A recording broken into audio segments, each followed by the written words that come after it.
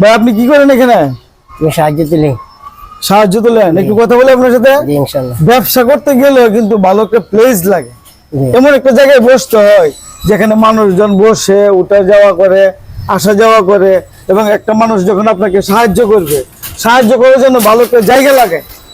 আপনি যে জায়গায় বসছেন এটা কিন্তু কোনো একটা মোড় না, কোন একটা দোকানপাটের সামনে না। আপনি তো ভিক্ষা করেন অথবা সাহায্য নেন, আপনি এমন একটা জায়গায় বসেন যেখানে মানুষজন বসে উঠে যাওয়া করে।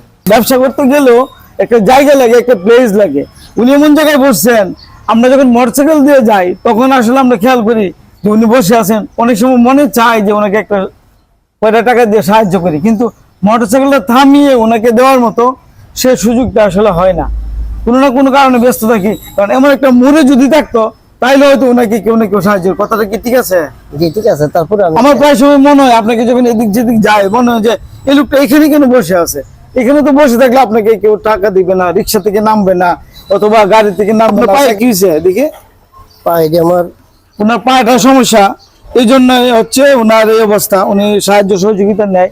আপনি একটু ভালো জায়গায় বসেন, আপনার জন্য ভালো হবে। হ্যাঁ, আপনি তো কাজ করতে পারেন, আপনার এভাবেই চলতে হবে।